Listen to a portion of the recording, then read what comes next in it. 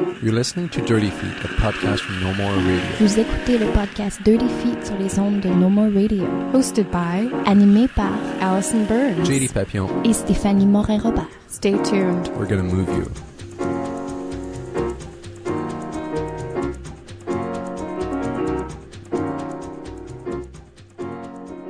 This week we're talking about sometime between now and when the sun goes supernova, which is the name of a piece that's going to be coming up soon here in Montreal that you're going to be able to catch at the Theatre Junction.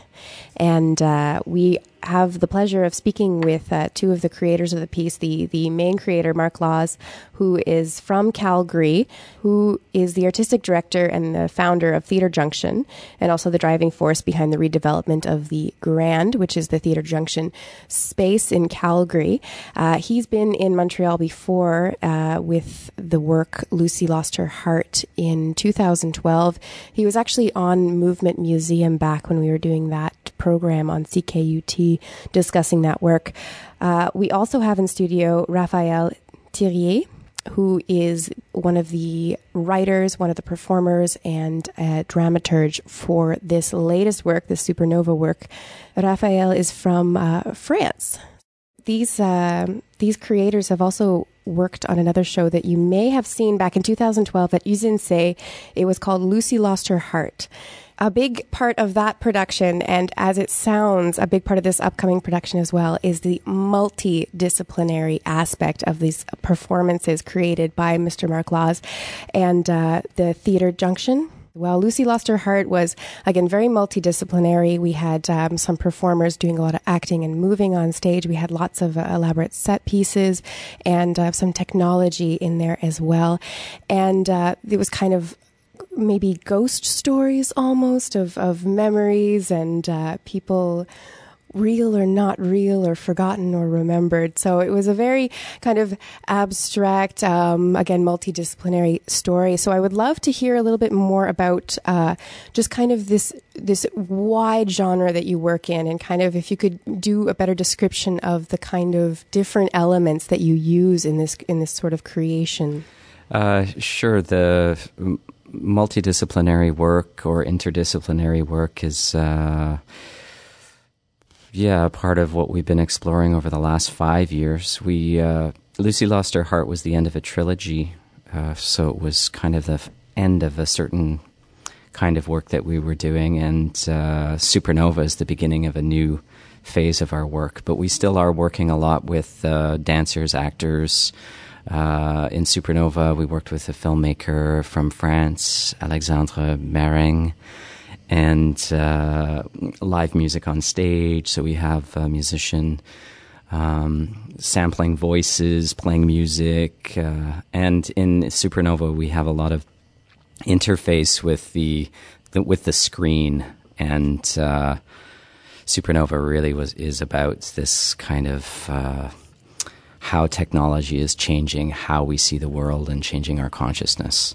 So the kind of multidisciplinary aspect has actually become the subject of this last piece. So before it was kind of more in the form of what we were doing, and now it's really about the subject of this piece. Started to kind of was inspired by Marshall McLuhan and his writings on understanding media. I think something that's very intriguing for me about the description of this latest work is the idea of the blending or the meeting place between like the live human body and kind of the recorded technology kind of aspect of things. And this seems to be a theme not just in this work, but as technology is advancing and people are starting to utilize it in the world of performance art, and to, like you're saying now, make that the subject of what you're talking about. Mm-hmm. Yeah. Well, Raphaële and I are partners, and we co-wrote the piece together. And Raphaële is from France, and we spend a lot of time Skyping back and forth from Canada, from Calgary and France. And, the idea of this piece really came to me when we were Skyping together, and I was speaking away, and then my computer froze, and Raphaële's image was stuck on the computer, and I was still talking, and I didn't realize that her image was there, but she was gone. And so this kind of strange thing that we all experience all the time, this kind of, our digital image versus our real live body. And so it started really a seed from the actuality of our situation, eh? Raph? Mm-hmm. Disembodied consciousness. Yeah, the disembodied consciousness. Yeah, exactly. It's really interesting that the piece would start based on an actual interaction with technology, and that it almost depended on that as far as you guys communicating the ideas and all of that, and bringing forward this aspect of technology and the projection and lighting, and who are artists that you're working on, and are they people you've been working with for a while? Because I believe you and Raphaële have been working together since 2008. Or maybe even before that. I'm not sure. I'd like to know about your collaborators. Well, we have Luc Bouchard-Boissonneau. And it's funny because we have met a bit around the world, because I had a few friends that have a company of theater in Paris, and they knew him very well. And then I think Mark was in Montreal, but I was somewhere in Paris, I think. And he was like, "Oh, I need to meet a new guy, and I'd like him to be a good actor, but a dancer as well." And then my friends in Paris told me about Luc and how he was great. And Luc is an amazing performer. He's very authentic in everything he does. And he has that very strong voice, very strong Quebecois voice. He's working with Dave St. Pierre as well, so he has been really exploring a lot of improvisations and clown work, and he's really very open, very generous in the work. And Melina, that is from Calgary, that we've met through Taryn Javier. I don't know if you know Taryn. She's a young choreographer from Calgary, and she has been doing stuff with Melina as well. And she's bilingual, which is a good asset for us, because we're really sensitive to be able to switch disciplines and to switch languages as well. We have always this idea that, things are emerging or are born from the in-between space. So to be in between disciplines, to be in between languages is always a place of buoyancy and of creation. And in between countries. Right. Yes. Not only is this work multidisciplinary, it's international, and bringing together a broad. The members of the company or of the production come from different parts in the world, and I think that aspect's really, really interesting, and also makes the work a little more accessible elsewhere other than in Calgary. Yeah. What has been your experience bringing the work from your hometown, which you've premiered it about 3 weeks ago? How do you feel now bringing it to Montreal? We're very curious to see how it's going to resonate here in Montreal, for sure.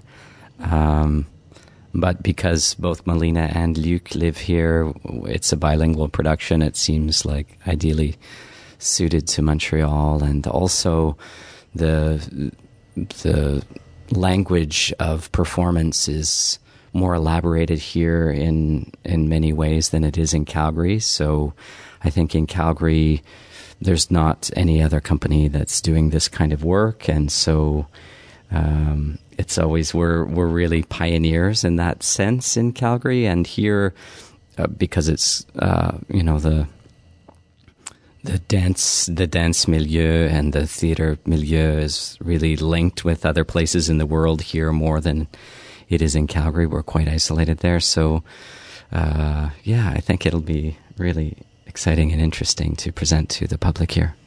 And having worked with actors and people from different disciplines, what's your experience working with non-dancers, and is that something that interests you? I know that Luc is an actor as well as a remarkable mover, but have you worked with non-dancers?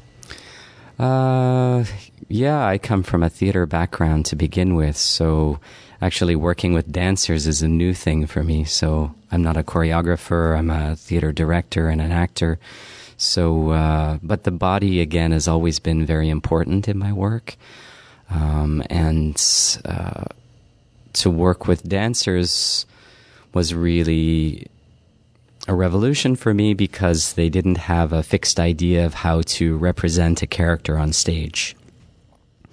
And we're really working on representation and how to explore different ways of representing, the human body on stage. So, in talking about how as technologies become available and we're starting to utilize them in performance and art and all the rest, do you feel like this is something that is to be explored at this moment when it's new, when it's fresh, or is it something that is going to continue to be a fabric of artistic performance in the future? Do you think that this is kind of a novelty, I guess, this subject of technology and performance and real and artificial?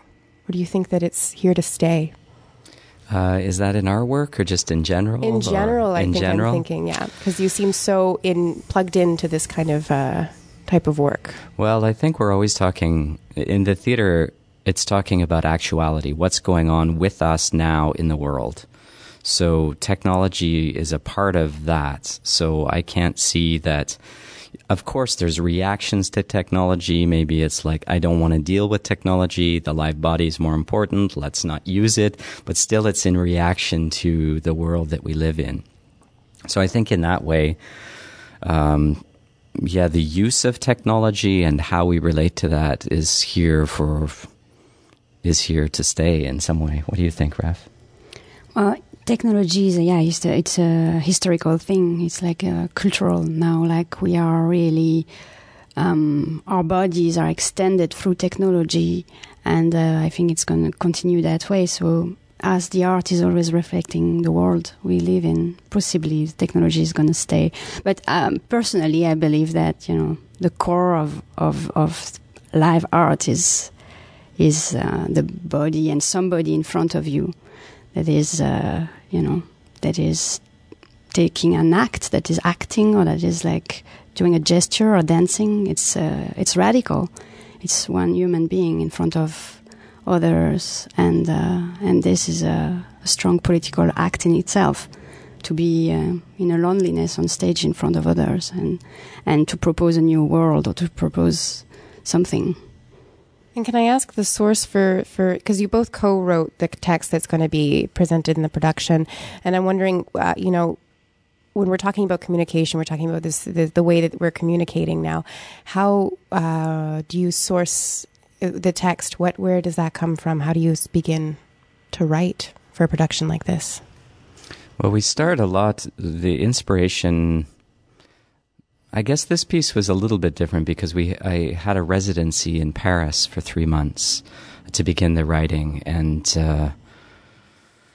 so I was alone quite a bit to begin with and was just reading a lot of material. Marshall McLuhan was one of them. Julian Jaynes was another one that had kind of a radical thesis on how... And then images too, like Mark is very visual too, like he's reacting a lot with like live art and images and... Yeah, photographs, so there's photographs. We have been watching a lot of Gregory Crutzen. I don't know if you know that photographer. Crutzen. Yeah. Gregory Crutzen, he's a photographer. He's amazing. Like he's always like photographing the suburbs, and there is always a little fairy tale note to it. So there is that wonderful picture of a woman laying in her living room, and the living room is full of water, and it's almost Snow White or of the suburbs. And this was a very, very big influence. And I think in the way how we're writing, like. Mark is really more like in the future, or like his writing is very organic, but in like almost in a slam way. And my writing is always linked, and it's funny because it's a bit the dialectic between New World, Old World, because I'm European and he's like from North America, so he has really like this very contemporary, almost futuristic. I don't know, material, and I'm more like into fairy tale or the forest or like strange, uncanny material. Yeah, so it's a nice So we use spectrum. all this kind of visual material reading that we do, and then we go into improvisation with our team, and we try some things out, and so it evolves in this way. So it's a very organic kind of process of writing and staging. And in fact, I designed the scenography before I started writing. So I had this idea of this sound stage. So it's like on a TV set or a movie set, this idea. And so I kind of created this playground that I started to imagine things inside of this. So, it's really organic process of writing. You're playing with a lot of dichotomies in this work, it seems. Is there also kind of the male-female dichotomy going on, since your cast features both male and female performers, and you as the main creators are opposite genders? Totally, but especially in that piece, I think we have been really endeared by the idea of left brain, right brain, which could be a bullshit idea, but it's kind of interesting. The left brain being like more like the active brain, the brain of coherency, of reason, and of power as well. The male brain. Yeah, the male brain. That is our civilization, like in the Western civilization, is founded on that too. Rationalism, knowing what you're doing. And when the other side of the brain is more like being in fusion with the world and intuitions, and so the unconscious qualities, feminine. So we have been a bit having fun with these ideas as well. And also really talking a lot about the wounded patriarch and the falling of the crumbling of the, this kind of left brain, conscious, rational world that is crumbling, or that is starting to fall apart, or that is, not in a good place, not in a healthy place. And the use of video as far as the image that the audience will be experiencing. I'm curious as to how you guys take something that is very 2D and make it into a reality, whether it's the picture of the lady in her living room, in her flooded living room, or the images that will actually be projected during the performance. What is that relationship from the 2D to 3D? I guess that's the way I would like to put it. Well, we use a curved screen to start with, so it's already changing the two-dimensional idea of the screen a little bit. And there's also a lot of live feed, so you can see the person in relation to the screen and their body and their image being projected at the same time. And there's a lot of tricks as well, playing with, sometimes it looks like it's live feed, but then it's not live feed. So we're playing again with how we can be manipulated by an image. So it's really an interactive approach to what is being seen. And then sometimes, of course, it's scenographic, it's creating a mood, it's taking us somewhere through the image as well, opening up a space through the image. But we're working on a lot of different levels with this idea of the screen and the projection, and again, all of the material that we shot was very organic as well. We would, for example, in Calgary, when we first did the show, there was an old building being demolished right across from our theatre.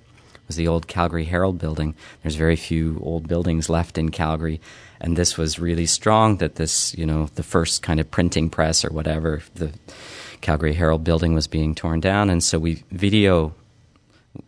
shot some video on this building being destroyed, and that ended up being in the show as this kind of crumbling the patriarchal world, because when a building's being demolished, it has these columns, so it looks kind of like an old castle or something. Yeah, so and Luke is like in king, and he's like a street guy almost. Like, he has a crown, but he's like limping, and there is all of this castle that is like crumbling, disappearing almost. Yeah. So when the public came in, they saw that building being destroyed, and they can come in, and it's there. So we're really trying to always take things that are around us and to make sense out of them. Yeah. Even if that's chaotic. Speaking of the visuals of the work, you're also describing kind of neon green lawns and bright lights and glowing barbecues and things like this. I mean, it seems like there's another element to this work that's a bit, I don't know what the right word is, but there's something extreme and perhaps humorous about what... It is funny as well, and it's working on the suburban landscape as well. So, Calgary and many of the cities in North America are really based on this suburban ideal, which is this false ideal of the Garden of Eden, or this kind of, I guess you could say it's the little kingdom, or the little, these places that are built and sold as utopian. Private utopian. Private utopian ideals, yeah. So we really work on the suburb. It's kind of a suburban landscape. Okay. I mean, I feel like there are two approaches to that, right? You can make a hypercritical approach, or you can make light of it a little bit more. Are you utilizing kind of like a humorous approach to open people up to your ideas? Is this a conscious decision to go in one direction or another? Or is there a mix of these directions? There is a mix, definitely. Like we are really working on multiplicity and finding different ways to open people in active imagination. So, we can switch from something very noir, very dark, to all of a sudden a clown scene where we're trying to communicate ideas, but through something completely hilarious and surrealist. So, definitely we're using many channels. And I'm interested to hear a little more about the title, because it's a very powerful title and creates this image, or this very strong, almost an atmosphere. So what was the process in selecting this title? I think the title just came to me. I was thinking about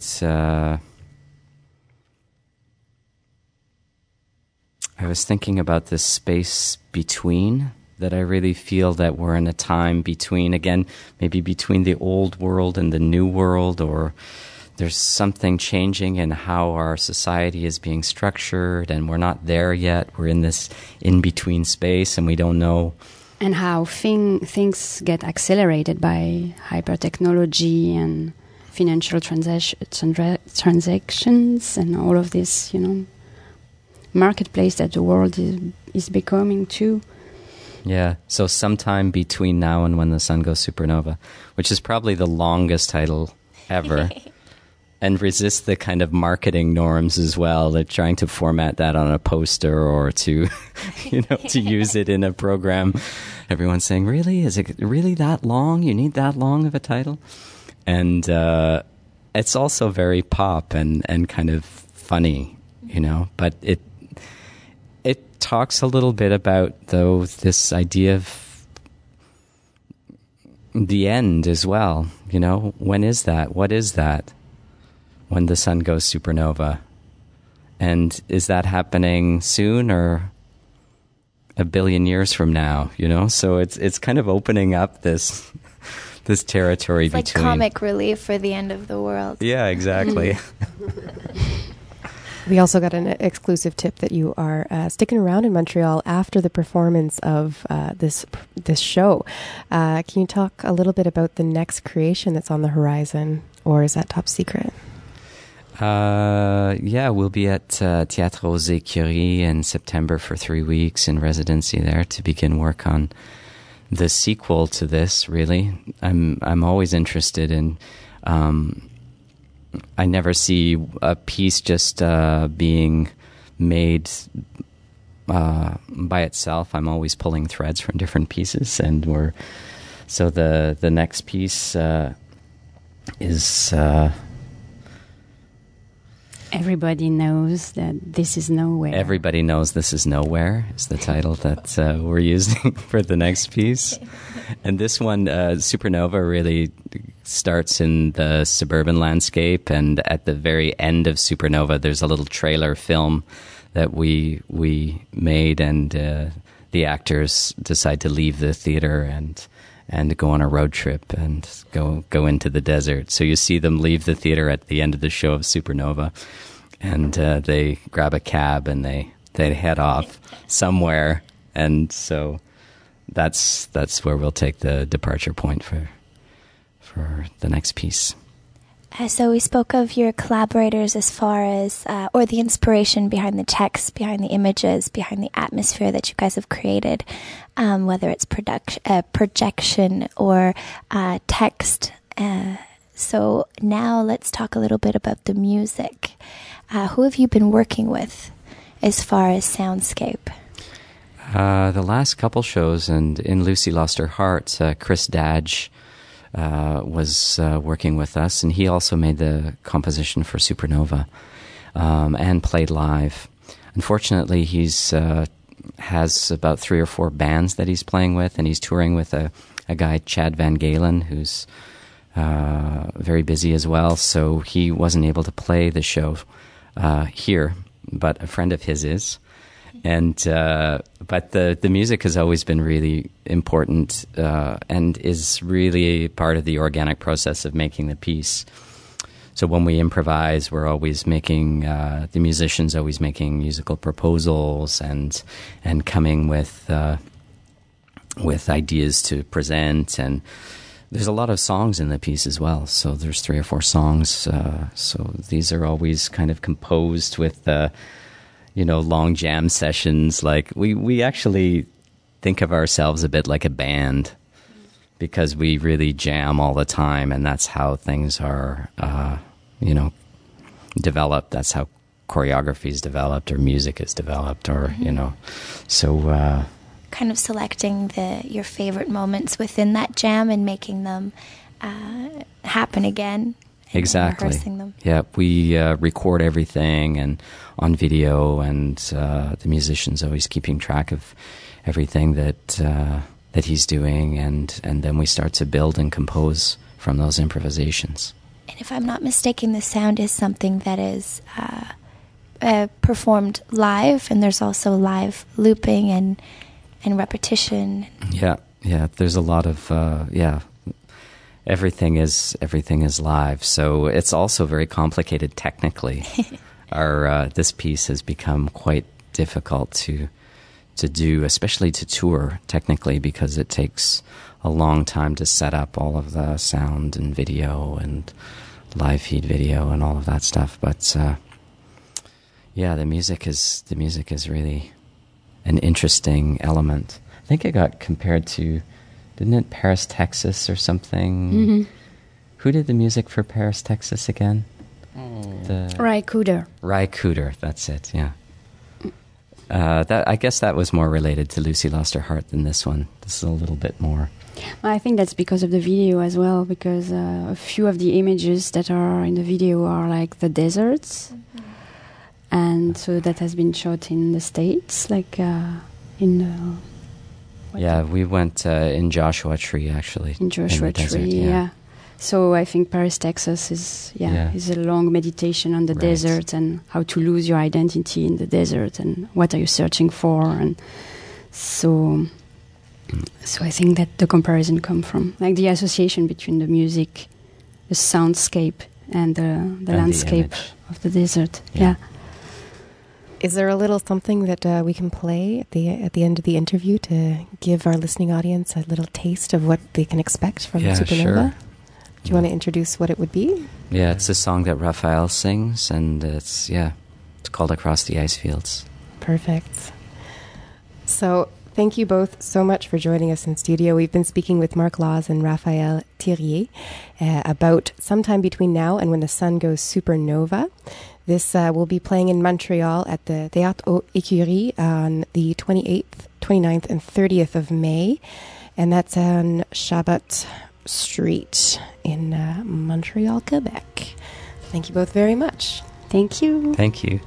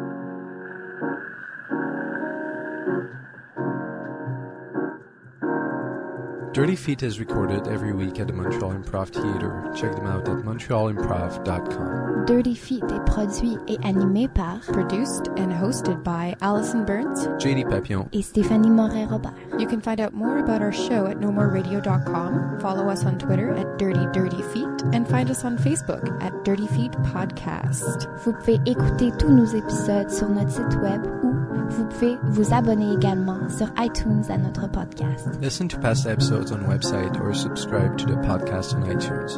While you're there, be sure to give us a rating and or leave a comment to help us spread the word. Tune in next week for a whole new show.